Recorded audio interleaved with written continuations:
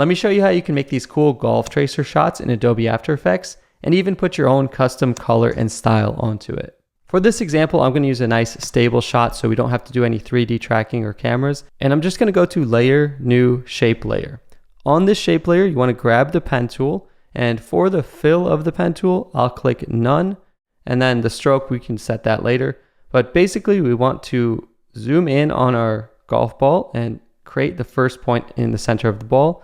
So as the golf ball moves, I can just scrub forward a bit, barely frame by frame. I can still see the ball, and then you can just keep going. So for this shot, at some point it reaches the apex here, and then it starts to come back down, and we get that slight curve. And then I do lose track of the ball, but I can just kind of guess that it comes down a little bit. And if I really want, I can guess that by the end of the clip that the ball lands, I don't know, somewhere over here. We won't even need to show that much. Now I can turn the visibility of this layer back on if I was hiding it. And the cool thing is, for the stroke, you can choose any color you want. You can even click the actual stroke and you can make it a gradient. I like to lower the opacity a bit just so it's a little see-through, but you can also set it to cool blending modes like color dodge if you like. Now in the shape layer, here's where some After Effects power is going to come in. Under the taper section, I actually want to make the end length just a little bit tapered. This way the line gets thinner as it reaches the end. You also have other cool options in here, like if you want to make it a dotted line, that can be cool too.